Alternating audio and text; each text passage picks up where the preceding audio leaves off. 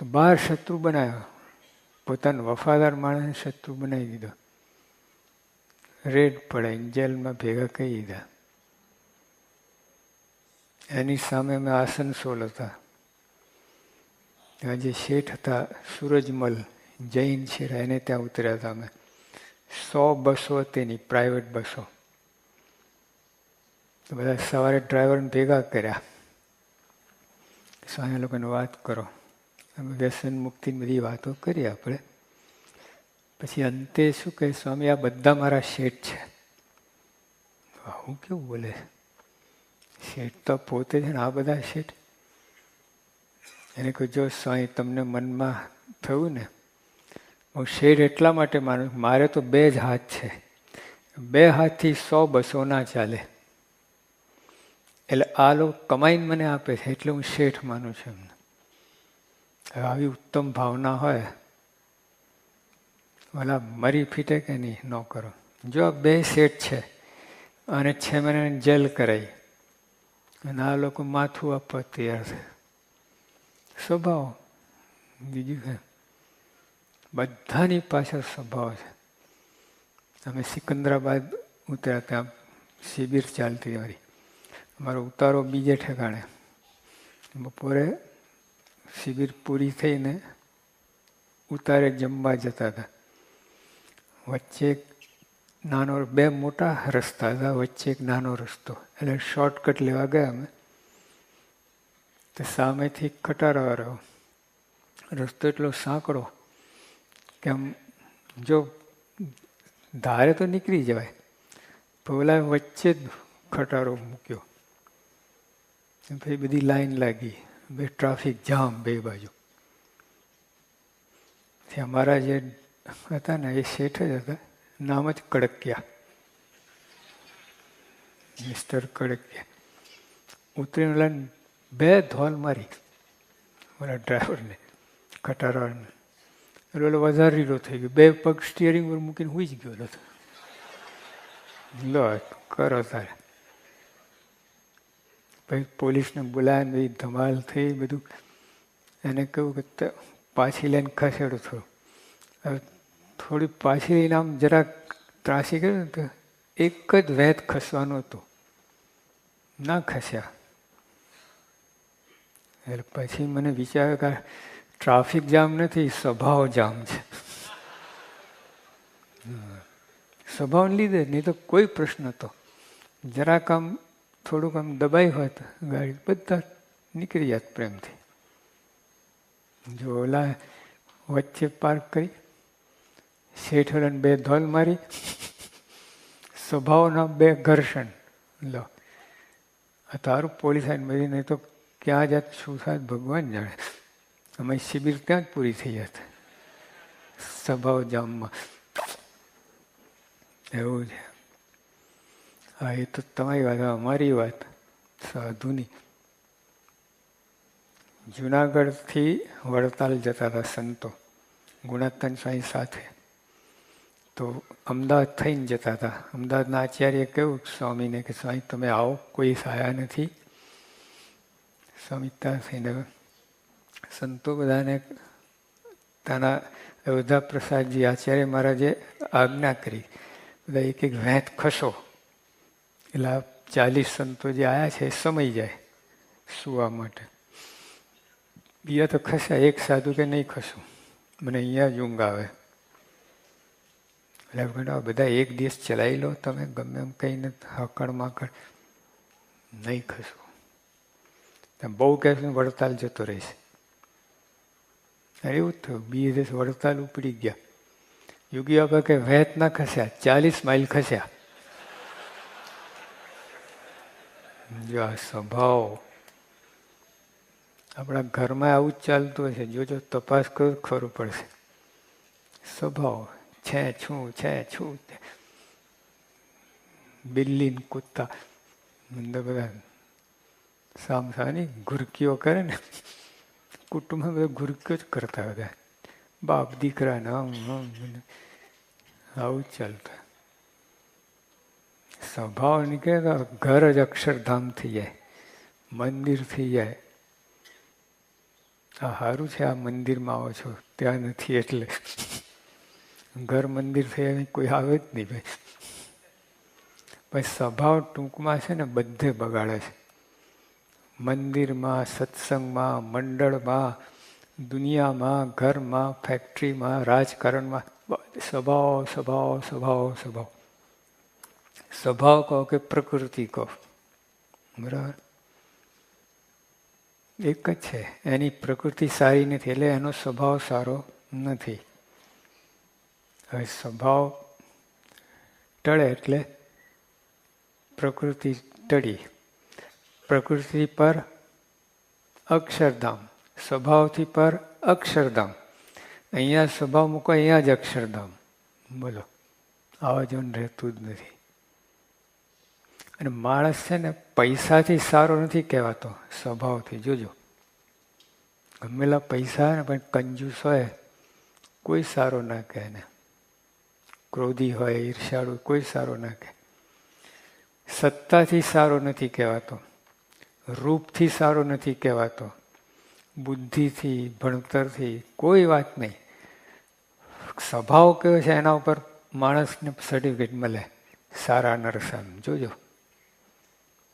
હા, સાવ ગરીબ હોય, નોકર હોય તમારો, શેઠને કોઈ સારો ના કહે, નોકરને સારો કહે, જો નોકરનો સ્વભાવ સારો હોય તો. આવું તો સત્સંગમાં આટલું જ છે, સ્વભાવ મૂકવાના છે. એના માટે આ છે. બધી આટલી બધી વાત કરી તમને. હા, એ છે. એક તો સત્સંગ કરવાનું છે. પેલી વાત કરીને આપણે બાળ મંડળની,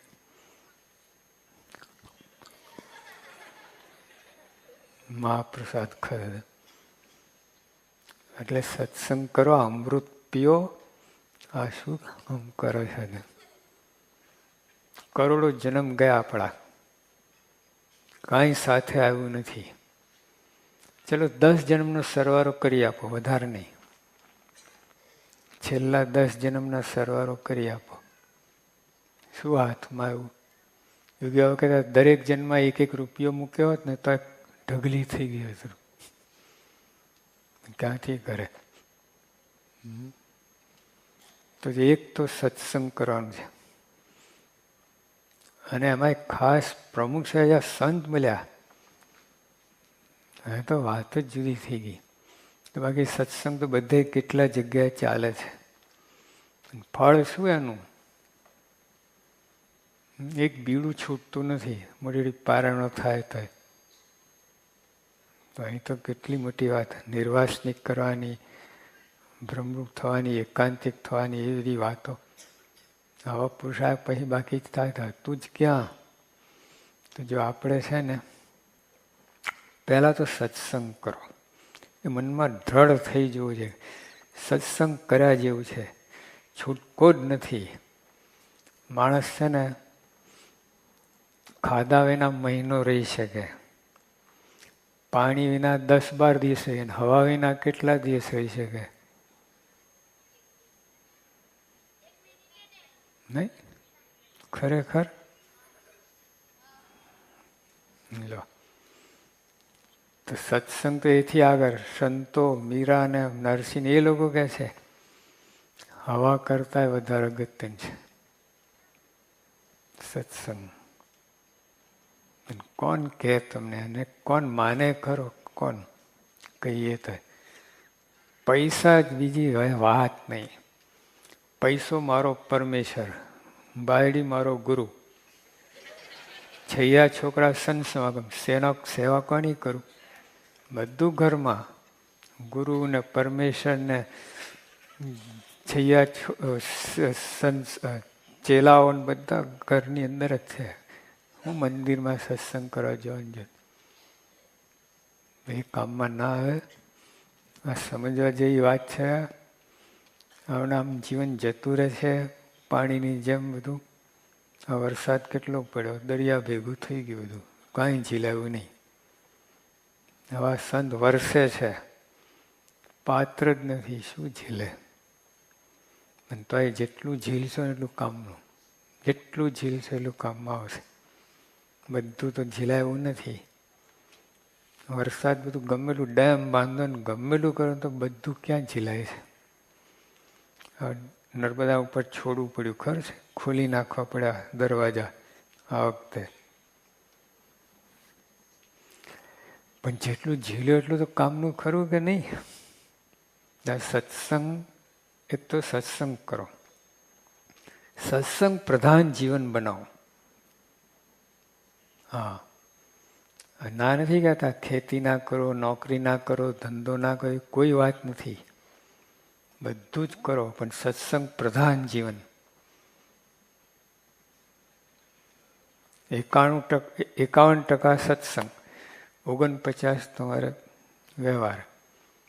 હા, પછી જેટલું આ બાજુ હોય એટલું વધારે સારું. તો પેપર પરીક્ષા આપો છો. હવે 10 ક્વેશ્ચન છે. કેટલા? 10. એક ક્વેશ્ચનના 10 માર્ક. હવે એક જ પ્રશ્ન લઈને તમે મંડ્યા, બરાબર, અને 50 પાના લખ્યા એક જ પ્રશ્ન, અને બધું સાચું છે, એક શબ્દ ખોટો નથી. કેટલા માર્ક મળે? કેમ? 50 પાના લખ્યા છે ને.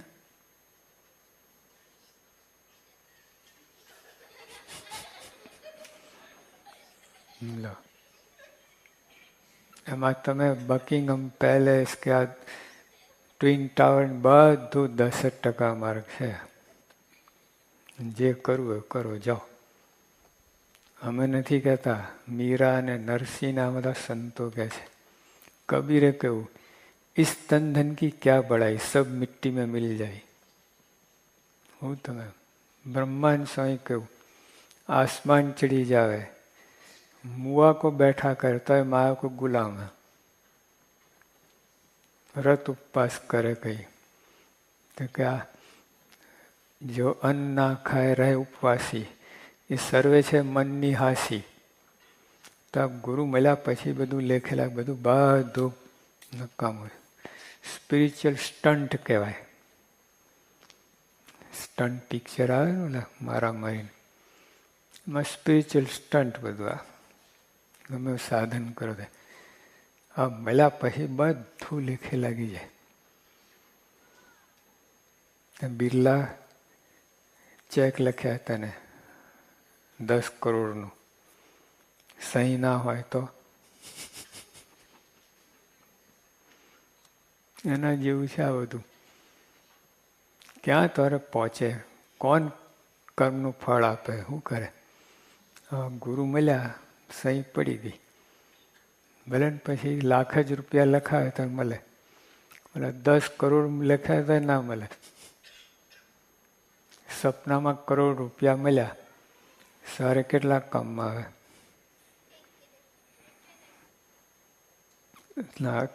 ચલો કરોડ રૂપિયાની વાત જવા દો. તેમ સપનામાં એક ટોપલો ભરીને ચોકલેટ મળી, અને તમે માથે લઈને આવીને તો કબાટમાં મૂકી દીધી. સવારે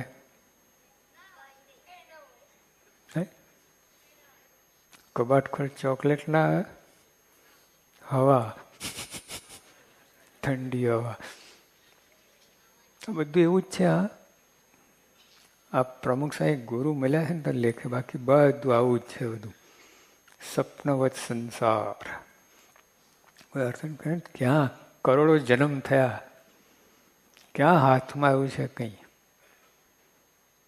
એટલે હવે આ બાજુ વરો. આ છે ને આ પછી કામમાં આવશે. આ બધું જ્યાં સુધી આ સ્પષ્ટતા નહીં હોય ને આનો કોઈ અર્થ નથી. એટલા માટે વાત કરી. પહેલાં આપણે સમજણ એવી કેરવો, સત્સંગ જ, બીજી વાત નહીં. સુખ, બધાને સુખની જરૂર છે, બધા સુખી થવા માગે છે. સત્સંગમાં છે, દ્રઢ થઈ જવું જોઈએ તમારે. સત્સંગ સિવાય બીજે કંઈ છે જ નહીં સુખ. અહીંયા જ મળશે તમને. શોધો, બીજા ફાંફા મારો છો અને અહીં શોધો. એક ડોશીમાં છે ને આવું ફોકસની અંદર કંઈક તપાસતા હતા. પછી કોઈ આપણા જેવું કહ્યું કે ડોશી શું શોધો છો? વીંટી ખોઈ. ક્યાં ખોઈ? કે અંધારામાં. અહીં શું કામ શોધો? અહીં લાઈટ છે એટલે. વીંટી કૂદીને આવશે લાઈટમાં. આપણે 110 વારમાં શોધીએ છીએ સુખ. કેમ? લાઈટ છે એટલે. આ બધા ફાંફાને આપણી ભ્રમણા છે. મૃગજાળ છે. સંતોન માનો. એનું કયું ખરો? પોતાનું ડાપણ મૂકી દો. કૃષ્ણએ અર્જુનને કહ્યું, સર્વધર્માન પરિત્યજ્ય મામેકમ શરણં વ્રજ. તું તારા મનના મારેલા બધા જ તુક્કા મૂકી દે. હું કહું એમ કર. એટલે મનમાં સ્પષ્ટ થઈ જોઈએ. બાકી 40 વર્ષ મંદિર આવશે ને તો કઈ અર્થ નથી એનો. પગથિયાં ઘસીને ઉતરી